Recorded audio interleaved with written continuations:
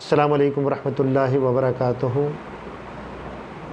تمام تعریف اس اللہ کے لیے ہے جو اس پوری کائنات کا خالق، مالک اور رہبر ہے، اور اس کے بعد کروڑوں درود و سلام نبی اقدس صلی اللہ علیہ وسلم کی ذات اقدس پر، آپ کی آل طاہرہ، صحابہ کرام رضوان اللہ تعالیٰ علیہم اجمعین، اور قیامت تک بسنے والے نبی اقدس صلی اللہ علیہ وسلم کے ہر امتی پر اللہ کی کروڑوں رحمتیں اور برکتیں نازل ہوں۔ آج جو ٹاپک میں نے منتخب کیا ہے وہ یہ ہے کہ مسئلہ تقدیر اور نوجوان نسل۔ دعا کریں کہ اللہ تعالیٰ مجھے اس ٹاپک پہ جو بھی میں گفتگو کروں وہ علماء کرام کے بتائے ہوئے طریقوں کے مطابق ہی جو ہے وہ گفتگو کروں، اور اس سے کوئی تجاوز نہ کروں، کیونکہ یہ وہ ٹاپک ہے جس پہ بہت زیادہ گفتگو کرنے سے نبی اکرم صلی اللہ علیہ وسلم نے بھی اپنے صحابہ کرام کو منع کیا تھا۔ ایک چیز جو کہ آج کی نوجوان نسل بہت زیادہ اس چیز کا شکار ہے وہ یہ ہے کہ کوئی بھی ناکامی کو تقدیر کے اوپر ڈال دیا جاتا ہے۔ کیا یہ صحیح ہے یا غلط ہے؟ دیکھیے، تقدیر پر ایمان ہماری بنیادی ایمانیات کا حصہ ہے، میں اور آپ اس سے ڈینائی نہیں کر سکتے، لیکن اس کے ساتھ کچھ اور چیزیں بھی ہیں جن کو سمجھنے کی ضرورت ہے۔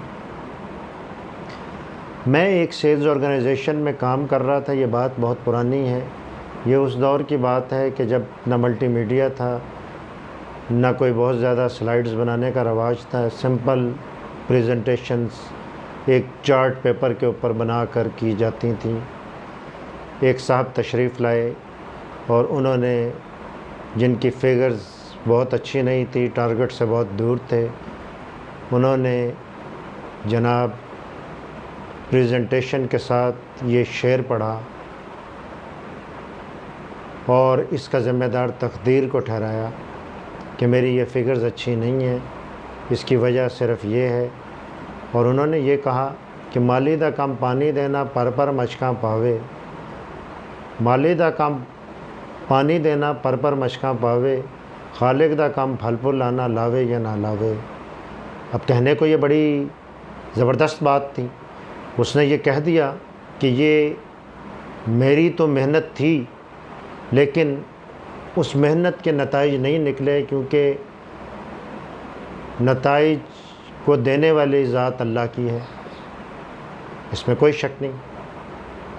بات بڑی واضح تھی، پورے کے پورے مجمع پہ جو ہے وہ خاموشی طاری ہو گئی کہ یہ کیا بات اس نے کر دی ہے۔ اب کہتے ہیں استاد ہی ہوتا ہے، جو صاحب وہاں پہ موجود تھے، میرے استاد آج کل ان کا انتقال ہو چکا ہے، اللہ تعالیٰ ان کی مغفرت کرے، ان کے درجات بلند کرے۔ انہوں نے کہا کہ جس صوفی شاعر کا شعر آپ نے پڑھا ہے، یہ غالباً میاں محمد بخش صاحب کا شعر ہے، اس سے کوئی انکار نہیں ہے، بالکل صحیح بات مولانا نے کی ہے کہ مالی دا کام پانی دینا پر مچکاں پاوے، خالق دا کام پھل پھول لانا لاوے یا نہ لاوے۔ لیکن اس کے ساتھ مالی کو بھی تو یہ دیکھنا چاہیے کہ وہ پانی کہاں دے رہا ہے، پہلے اس کا ہدف کیا ہے، کیا وہ بنجر زمین میں پانی دے رہا ہے یا کسی زرخیز زمین میں پانی دے رہا ہے؟ اگر بنجر زمین میں پانی دے رہا ہے تو اس کا مطلب کیا ہے کہ وہ اپنا ٹائم ضائع کر رہا ہے، اس سے کوئی رزلٹ آنے والا نہیں ہے۔ تو حضرات، یہ نقطۂ آغاز ہے میری گفتگو کا کہ بہت سی چیزیں کامن سینس کے اوپر مشتمل ہیں، اس کا ذمہ دار ہم تقدیر کو ٹھہرا دیتے ہیں۔ تقدیر بنیادی طور پر اللہ کے اس علم کا نام ہے جو اللہ کو معلوم ہے، ہم اس علم کو نہیں جانتے کہ اللہ تعالیٰ کے ہاں کیا کچھ لکھا جا چکا ہے، اور اسی پہ ہم جو ہے وہ بحث و مباحثہ کرتے ہیں۔ کیا یہ اللہ کا حکم نہیں ہے کہ لیس للانسان الا ما سعی، کہ کوشش کے بغیر کوئی چیز نہیں ملتی؟ یہ تو اللہ کا حکم ہے نا کہ کوشش کریں۔ اب کوشش کرتے ہوئے کامن سینس کا بھی جو ہے وہ خیال رکھنا ہے آپ کو، جیسا کہ میں نے پرانا اس کا ذکر کیا کہ بنجر زمین میں پانی دینے سے کچھ حاصل نہیں ہوگا، اسی طریقے سے تقدیر کو بنانے کے لیے آپ کو بنیادی طور پر کچھ چیزوں کے اندر آپ آزاد ہیں، کچھ آپ کی لمیٹیشنز ہیں، اور ان لمیٹیشنز کے اندر رہتے ہوئے ہمیں آگے بڑھنا ہے۔ وہ جو اقبال کا شعر ہے، صنوبر باغ میں آزاد بھی ہے پاب گل بھی، صنوبر باغ میں آزاد بھی ہے پاب گل بھی، انہی پابندیوں میں رہ کے حاصل آزادی کو تو کر لے۔ صنوبر کا درخت آپ نے دیکھا ہوگا، یہ مٹی کے نیچے دبا ہوا بھی ہے اور اس کے بعد آزاد بھی ہیں، فضاؤں کے اندر بھی ہے، ٹھیک ہے۔ تو کچھ نہ کچھ ہماری جو ہے وہ آزادی ہمارے اپنے ہاتھ میں ہے۔ اب جیسا کہ میں ابھی اپنے اس واقعے کا ذکر کر رہا تھا، اب کسٹمر سلیکشن تو ہمارے اپنے ہاتھ میں ہے کہ ہم کن کسٹمر کو جو ہے وہ سلیکٹ کر رہے ہیں اور کن کے اوپر جو ہے وہ انویسٹمنٹ ہماری جو ہے وہ جاری ہے۔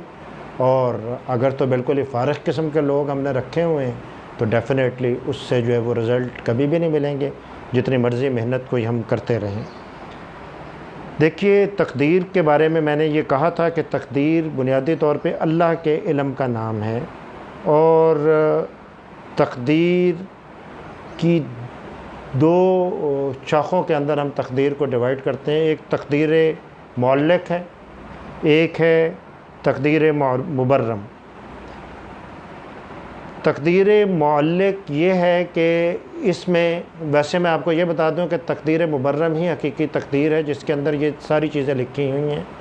تقدیر جو معلق ہے وہ یہ ہے کہ اللہ کو اس چیز کا اندازہ ہے، جو کہتے ہیں نا کہ تقدیر کو بدل دیتی ہے دعا، تو ایسا ہی ہے کہ بنیادی طور پہ اللہ کو یہ معلوم ہے کہ تقدیر مبرم میں یہ چیز جو ہے یہ واضح طور پہ موجود ہے کہ یہ اللہ کا علم ہے، اور اللہ کو پتہ ہے کہ یہ تقدیر معلق جو ہے اس میں میرا فلاں بندہ اس موقع پہ یہ دعا کرے گا۔ دیکھیے، ان اللہ علی کل شیء قدیر، اللہ ہر چیز پہ قادر ہے، اور اللہ کہتا ہے مجھے پکارو، میں تمہاری پکاروں کو سنتا ہوں۔ اور مایوسی جو ہے وہ گناہ ہے ہمارے دین کے اندر، اس لیے محنت تو کرنی ہے، محنت تو کرنی ہی کرنی ہے، لیکن تقدیر پر ایمان رکھنے کا مطلب یہ ہے کہ آپ دعا کے ساتھ ساتھ اپنی پورے سسٹم کو بھی جو ہے وہ انالائز کریں، کیا صحیح ہے کیا غلط ہے۔ صحیح اور غلط کا اندازہ بھی آپ کے دل میں اللہ تعالیٰ نے جو ہے نا وہ جو خود یہ ہمارا دل اس چیز کو بتا دیتا ہے ہم نے کس حد تک صحیح کام کیا، کس حد تک غلط کیا، اور اس کے نتیجے میں ہمیں آگے جو ہے وہ کون سی غلطیاں ہیں جو ہم کر چکے ہیں اور کن غلطیوں سے ہمیں بچنا ہے۔ بہرحال تقدیر کو دعا ضرور بدلتی ہے، تقدیر کو دعا ضرور بدلتی ہے، اور اس سلسلے میں انبیاء علیہ السلام سے ثابت ہے۔ حضرت زکریا علیہ السلام کی عمر 375 سال تھی۔ اللہ سے انہوں نے دعا کی کہ یا اللہ جو ہے وہ مجھے بیٹا عطا فرما۔ اب جو اللہ نے اس دعا کو قبول کیا اس وقت، اور حضرت یحییٰ علیہ السلام اس حالت میں جب کہ ان کی بیوی کی عمر بھی اس وقت 237 سال تھی، اللہ نے جو عطا فرمایا۔ اللہ تو اس چیز پہ قادر ہے، ان اللہ علی کل شیء قدیر، اللہ ہر چیز کے اوپر قادر ہے۔ وہ تو کہتا ہے کن فیکون، اس چیز سے ہم انکار نہیں کر سکتے، لیکن اس کے باوجود ہمیں تقدیر پر ایمان بھی رکھنا ہے۔ دیکھیے، ایک تناظر کے اندر ایک چیز اس انداز میں بھی لی جاتی ہے کہ کیا میری تقدیر میں یہ پیسہ جو ہے وہ لکھا جا چکا ہے؟ ہاں، یہ چیز یاد رکھیے گا، تقدیر جو ہے وہ یہ پیسے کے معنی میں جو ہے نا وہ نہ تولیں، کیونکہ یہ اس چیز سے تو ہمیں منع کیا گیا، الہاکم التکاثر حتی زرتم المقابر، غفلت میں رکھا تم کو بہتات کی ہرس نے یہاں تک کہ تم نے قبریں جا دیکھی۔ ذرا سوچئے کہ ایک بچہ جو کہ ابھی پیدا نہیں ہوا اور اس کے باپ کا انتقال ہو گیا، اور اس کے باپ نے وراثت میں اچھی خاصی دولت چھوڑی ہے، تو بچہ جیسے ہی دنیا میں آئے گا وہ اس وراثت کا حقدار ٹھہرائے گا۔ تو کچھ چیزیں اللہ کی عطا کرتے ہیں، اس اللہ کی عطا کردہ چیزوں پر راضی رہنا ہی ہمارا جو ہے نا وہ بنیادی طور پہ ہدف ہونا چاہیے۔ کووڈ کا دور گزرا، اس کووڈ کے دور میں اس چیز کا احاطہ آپ نے کیا ہوگا کچھ چیزوں کا کہ کچھ اللہ کی عطا کردہ چیزیں ہیں۔ آکسیجن سلنڈر کو ڈھونڈتے پھرتے تھے، کچھ اور آکسیجن کے لوازمات پورے کرتے پھرتے تھے۔ یہ کیا اللہ نے جو ہے ایک پورا ایک نظام دیا جو آپ انہیل کرتے ہیں اور ایک سیچوریشن آکسیجن کی برقرار رہتی ہے، اس کے بعد ایکسہیل کرتے ہیں۔ اس سب کے اندر جو ہے وہ ہمارا تو اختیار نہیں تھا، یہ میرے اللہ نے ہمیں عطا کیا ہے، تو اس پہ جتنا ہم شکر ادا کریں یہ کم ہے۔ اللہ کا شکر ادا کرنا ہم سب پر واجب ہے۔ جو کچھ اللہ نے دیا ہے اس پہ قناعت کرنا بھی جو ہے نا وہ ضروری ہے، اور مایوسی گناہ ہے۔ محنت ضرور کریں۔ وَتَعِزُّ مَن تَشَاءُ وَتَذِلُّ مَن تَشَاءُ بِيَدِهِ الْخَيْرُ۔ عزت اور ذلت کا مالک میرا اللہ ہے۔ ہمارا کام صرف اور صرف محنت اور کوشش کرنا ہے۔ تو اگرچہ بڑی کمپلیکس گفتگو ہے، لیکن پھر بھی میں نے کوشش کی ہے کہ کچھ چیزیں میں اپنی نوجوان نسل کے سامنے گوشہ گزار کر سکوں، اور اس تقدیر کے مسئلے کو لے کے بہت زیادہ الجھنا نہیں چاہیے۔ یہ مسئلہ جس کو نبی پاک علیہ الصلوۃ والسلام نے بھی بہت زیادہ زیر بحث لانے سے منع کیا ہے، اس کو ہمیں بھی بحث میں نہیں لانا چاہیے۔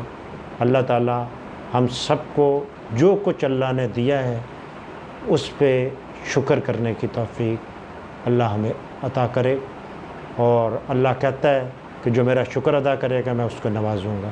انشاءاللہ اگر ہماری یہ روش رہی کہ ہم اللہ کا شکر ادا کرتے رہے تو انشاءاللہ اللہ ہماری جھولی کو مزید نعمتوں سے بھر دے گا۔ اللہ حافظ۔